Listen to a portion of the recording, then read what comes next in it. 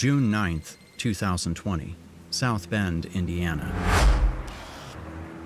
It's around 2 a.m., and while everyone is sleeping in South Bend, a blacked-out car is speeding through the city's streets. Inside are 5 members of the criminal gang known as Choppa Boys. They're carrying handguns, flashlights, and even an AR-15. At around 2:15 a.m., the car stops in front of their target's house, and the 5 masked men jump out of their vehicle. They violently break through the door, which wakes up the homeowner and his partner on the second floor. The homeowner has no idea what's happening and instinctively grabs his gun.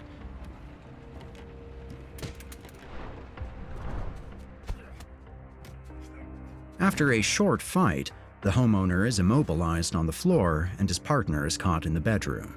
Over the next few hours, the pair is tied to a chair and interrogated to reveal the location of their secret stash. The victim is questioned rather intensively and even receives a bullet in his leg during the interrogation. Eventually, the homeowner gives in and leads them to the safe, which contains tens of thousands of dollars in cash, a few bricks of drugs, and hundreds of illegal pills. But just as the gang leaves the house with their loot, one of the neighbors realizes what's happening and calls the police. When the authorities arrive, they find a completely ravaged house, 2 people tied up, and a bunch of drugs laying around the house. However, nobody could have expected that this incident was part of a complex web of crime, fraud, and deceit that would lead the FBI straight to the mastermind of one of the biggest crypto hacks the world had ever seen.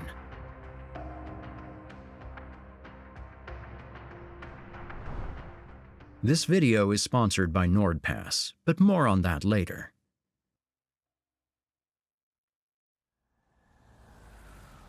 June 25th, 2020, Cedar City, Utah.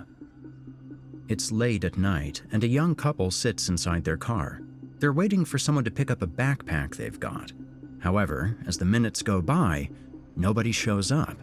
But just as they're about to leave, 2 men approach their vehicle and signal for them to exit the car. The couple doesn't know the men and reluctantly steps out of their vehicle, when suddenly another man appears with an AK-47. At the same time, the other 2 men take out handguns and order the couple to open the car's trunk.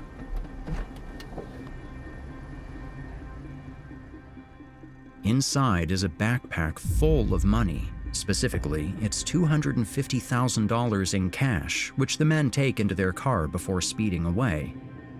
Interestingly, with a license plate from Indiana.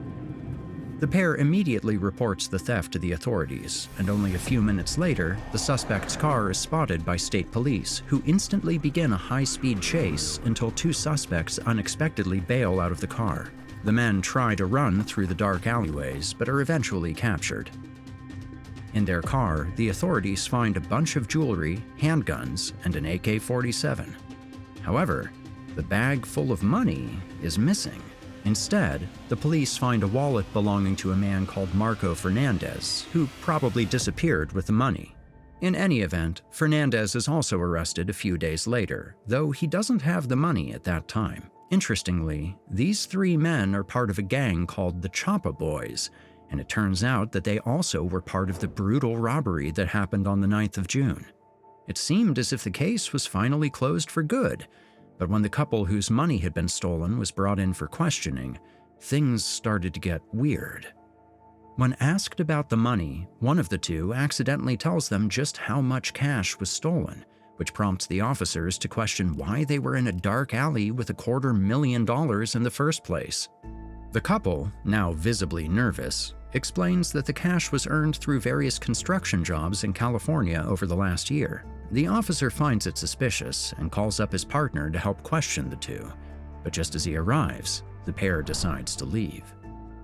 Something about all of this was extremely strange and led the authorities to open an investigation into the situation, including both the thieves and the couple. And just as they thought, nothing about what the pair said was true. There was no proof of income, no proof of working in California, nor anything else that could explain the amount of money that they had with them. A few weeks later, the authorities finally decided to interrogate the couple, and even though they knew the pair had lied, they had no idea just how weird the truth would truly be. The couple revealed that the money was actually the result of a 2-year-long online fraud operation orchestrated by a man named Robert Powell. According to the pair, Powell had been buying PayPal accounts on the dark web. He would then transfer funds from these accounts to dummy accounts using additional stolen information purchased from illegal websites. Finally, Powell would employ money mules, like the couple, to send the stolen funds from the fake PayPal accounts into their personal bank accounts, which they would go on to withdraw as cash and give to Powell for a percentage. So, instead of a simple robbery, the FBI was suddenly involved in a complex cybercrime investigation. However, things got even more interesting when the criminals told the police just how much money was being made, stating that they knew of at least $1.3 million in the last 2 years. There was just one problem. Nobody knew who Robert Powell really was, at least for now. Either way, the authorities believed that there might be a connection between the Choppa boys and the mysterious Robert Powell. And just as they thought, the criminals confirmed the couple's story, adding that the robbery had also been orchestrated by Robert Powell, who allegedly wanted to gain influence with the gang.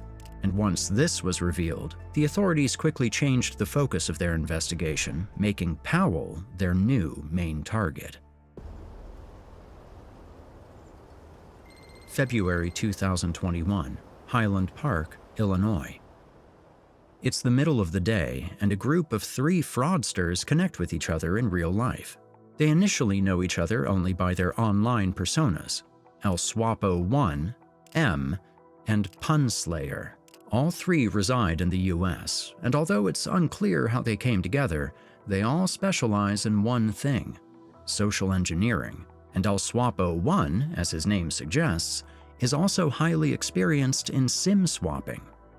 To keep it simple, SIM swapping is a form of fraud where a scammer transfers someone else's SIM card to their own device. By doing so, the attacker gains control over the victim's phone number. This allows them to intercept text messages and authentication codes, effectively bypassing 2-factor authentication security measures and giving them access to the victim's accounts. Either way, the 3 begin planning their first SIM swap, and when they discuss money mules for the cash out, El Swapo 1 claims to already have a network of money mules at his disposal. Later in the day, El Swapo reaches out to a very particular set of money mules and asks them to join his new scheme. Interestingly, these money mules are none other than the ones that had been set up by Robert Powell earlier, and of course, this makes El Swapo 1 none other than Powell himself. However, the couple, which was cooperating with the police at this point, begins asking him a bunch of suspicious questions, leading to Powell cutting them off in the event that they had been compromised. This was a major loss for the police, but even worse, since Powell realized that something was off, he started to cover his tracks, both online and offline. He knew something was wrong and wanted to cut ties to any previous scams. But at the same time that Powell was trying to get rid of his past, the FBI managed to discover a bunch of strange stuff about him. Apparently, the 23-year-old Powell was living in a $2 million mansion in Highland Park, Illinois. Furthermore, he and his girlfriend had a bunch of high-end sports cars. But strangely enough, neither of them had any legitimate income. Mid-February 2021. It's early in the morning when a USPS mailman is on the way to Powell's home. The man comes to his house almost every week and always delivers the same thing, a fat envelope full of what seems like paper. However, this time something would be different. When the mailman exits his vehicle, the envelope pops open and a bunch of money falls out. The mailman quickly picks everything up and gets back into his truck. He counts the money, and it's at least a few $1,000s. He doesn't really know what to do and decides to call his supervisor, who consequently alerts the police. At this point in time, everything around Powell is extremely suspicious. People link him to crime, he's rich without a job, and he gets $6,000 sent to him every week. Eventually, the FBI decides to talk to Powell about the money and his overall situation.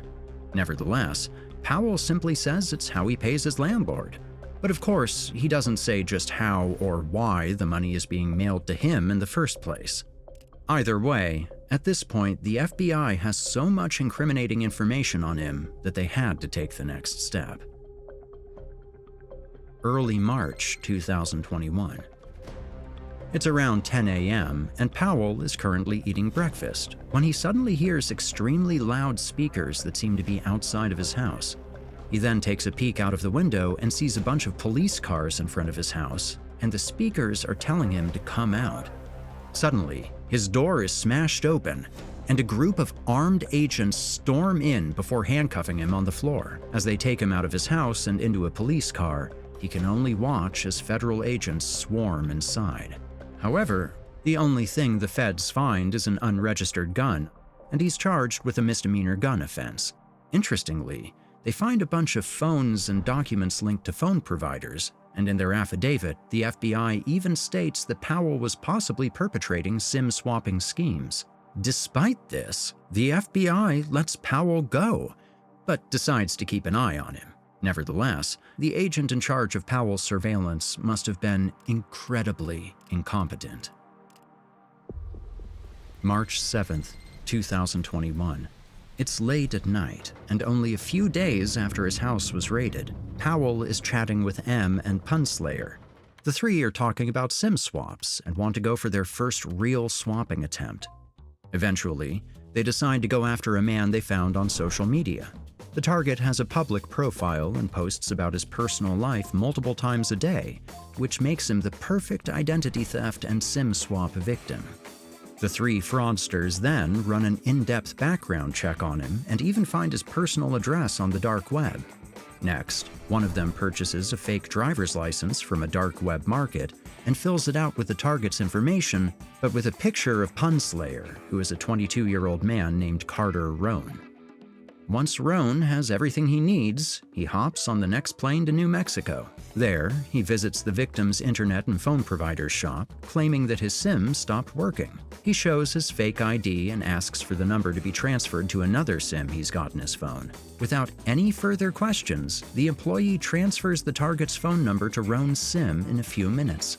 The SIM swap had been incredibly easy and would mark the start of a truly generational SIM swapping operation. However, this wasn't an isolated case. Hackers can easily find personal information, account details, and more info through so-called dark web data dumps, where hackers sell and publish the data they stole from their database hacks, such as AT&T in 2024. Even worse, according to Lookout, 8 out of 10 consumers have had their data leaked on the dark web. This is because many people reuse the same email and password combinations across all of their accounts, and when one of them is compromised, all of them are. Even worse, if the same credentials are used for workplace accounts, it can lead to company-wide breaches, stolen funds, and a massive leak of internal information. It only takes one careless employee. This is where today's sponsor, NordPass, comes into play. With NordPass, you can generate, save, and autofill dozens of secure passwords. This way, you don't need to memorize every single password. It also monitors leaked databases and alerts users if their data is exposed. Other features like email masking, 24/7 support, and an intuitive interface add another layer of protection. So choose the safe route and use the code THINKER at nordpass.com/thinker to get a free 3-month trial of NordPass Business. No credit card required. And let's get back to the video. Mid-2022. After making a good amount of money by SIM swapping normal people, Powell starts looking into big crypto influencers and larger companies. Eventually, he decides that if he wants to be truly wealthy, he doesn't have to go after rich crypto traders using exchanges, but after the crypto exchange itself. Instead of a few $100,000, one perfectly executed heist could net him tens or even hundreds of millions in crypto. However, what he doesn't know is that the opportunity for his dream heist is just around the corner. November 1st, 2022. This is Ian Allison, a journalist for the crypto news outlet CoinDesk, and he's about to expose one of the most significant scandals in cryptocurrency history, one that ties Alameda Research and the crypto exchange FTX to a web of financial misconduct. He's been researching the FTT token, a cryptocurrency made by FTX, and discovered a strange connection between FTX and Alameda Research, a crypto trading firm, which were both controlled by the owner of FTX, Sam Bankman-Fried. It turned out that a large portion of Alameda's $14.6 billion in assets was made up of FTT tokens. This meant that Alameda's financial stability relied heavily on an illiquid, self-issued asset rather than cash, stablecoins, or other liquid holdings. Furthermore, he noticed that $5.8 billion of Alameda's assets were in FTT. This meant that Alameda was most likely artificially inflating the price of FTT, which in turn meant that FTX's balance was also highly based on an inflated token and might not have as many cash reserves as they claimed. Allison would go on to publish this article on the 2nd of November. The quant trading firm founded by Sam Bankman-Fried, Alameda, was using customer funds from Bankman-Fried's crypto exchange, FTX, in a way that flew under the radar of investors, employees, and auditors. The FTX token has fallen by double digits. Crypto exchange Binance announced a deal to buy rival FTX.com. Their attorney quit within the first 2 hours of us setting up the data room. So it was complete pandemonium over there. He lied to his users, his investors, his VC investors. Whatever data that's in the data room, we couldn't trust anymore. Bankman-Fried and his co-conspirators stole billions of dollars from FTX customers. What a federal prosecutor calls one of the biggest financial frauds in American history. Advisors overseeing what's left of former FTX CEO Sam Bankman-Fried's empire are struggling to find missing funds. U.S. Department of Justice investigating an alleged cybercrime that drained more than $370 million out of FTX just hours before the exchange filed for bankruptcy. FTX has admitted there has been unauthorized access to some of its funds.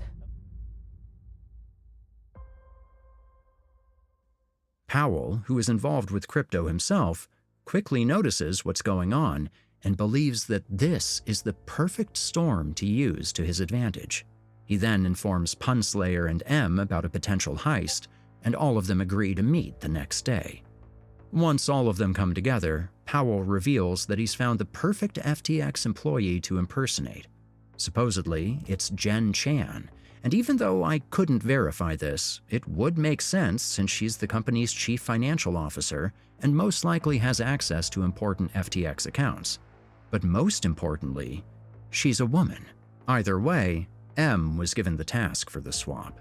Next, they chose that M should do the SIM swap at an Apple store in El Paso, Texas. It's unclear why that location was chosen, but my guess is because, if anything went wrong, M, a 21-year-old woman called Emily Hernandez, could have easily fled to Mexico. However, this wasn't all. Apparently, Powell ordered a different person to do another SIM swap as a distraction from the main swap. This was most likely Rohn, who was given the ID of another target. Even though it's unknown who exactly his target was, it's likely to have been another FTX employee.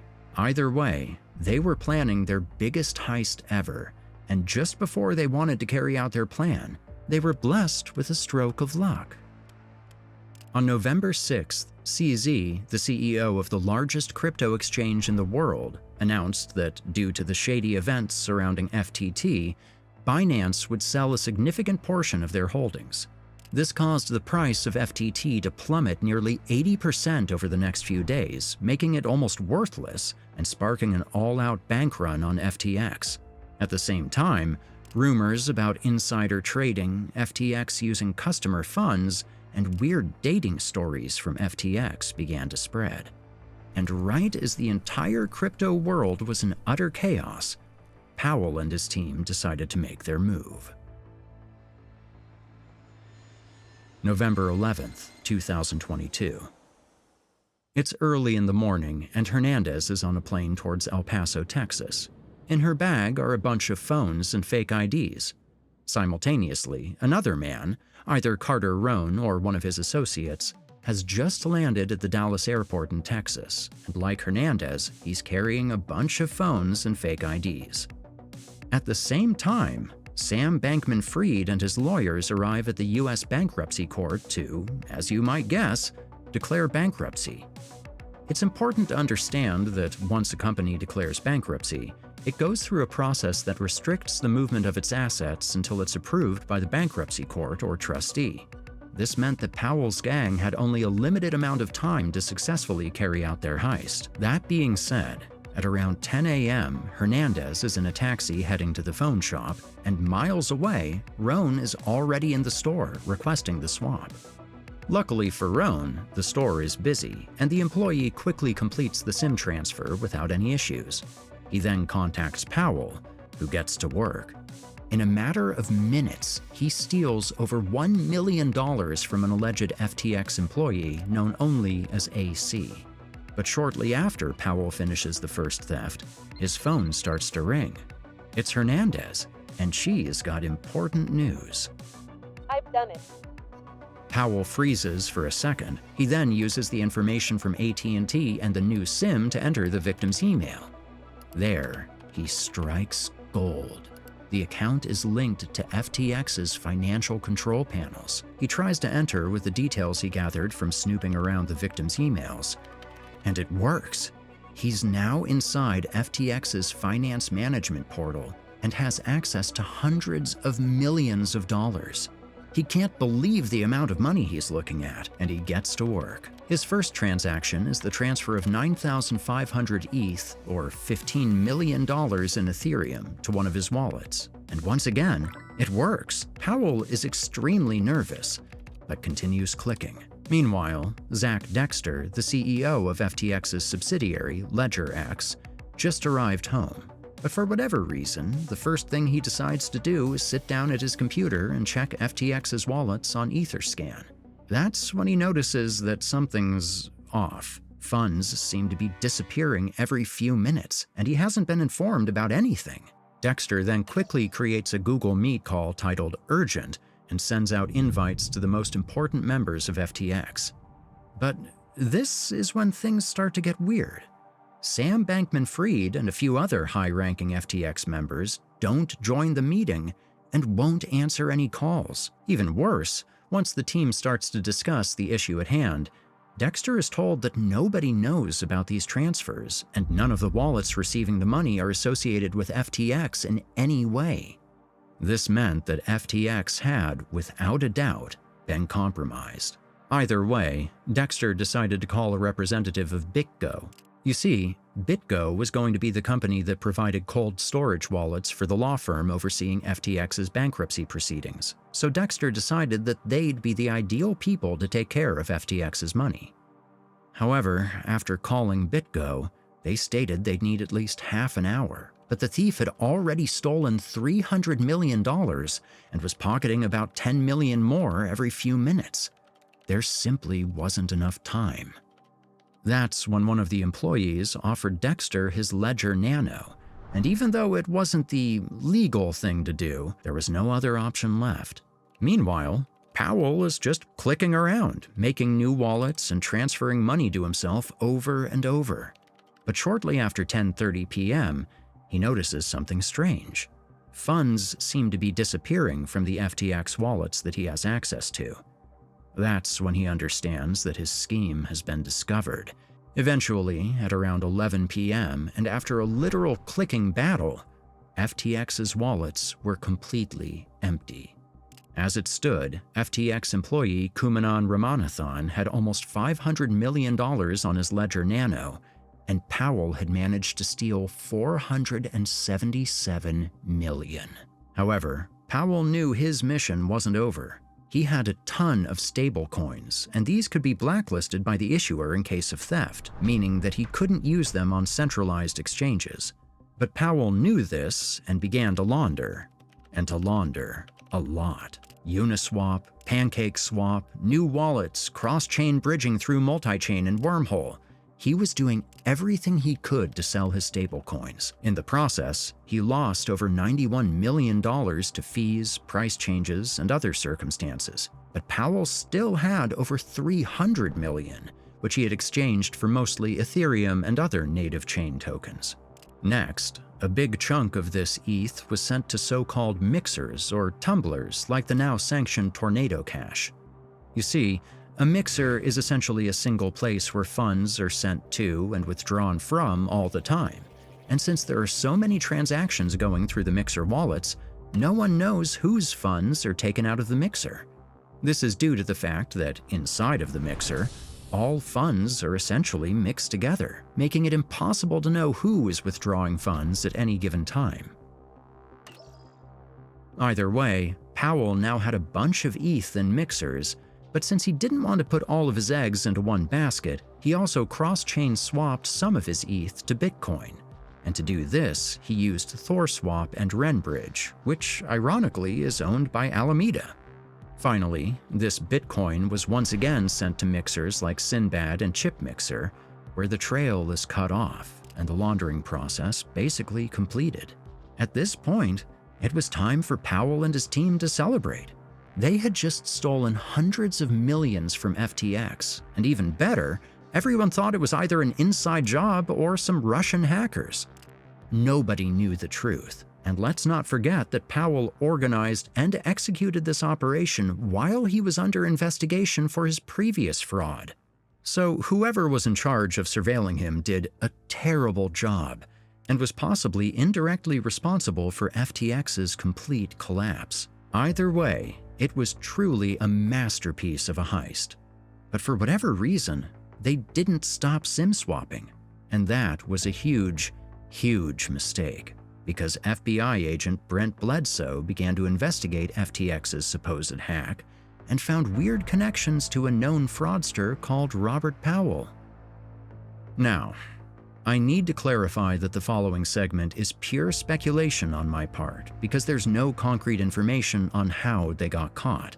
However, since they kept SIM swapping and stealing, it's very likely that Emily Hernandez, aka M, was recorded by a CCTV camera while doing a swap, and when they compared her with the person who swapped the SIM of the FTX employee, the authorities probably discovered that it was the same person. Then, when Hernandez got arrested, she gave up Powell and Rohn. I say this because during the ongoing trial, Emily Hernandez pled guilty, and part of her plea deal was that she'd cooperate with the government. This means she was likely offered a deal after being arrested, which involved giving up her partners for a reduced sentence. As to Powell, he's currently under house arrest and just asked permission to go to Chuck E. Cheese for his girlfriend's birthday, with his trial still being underway. Something that I found weird is that pictures of these three are nowhere to be found, and the case has no attention given the degree of crime that occurred.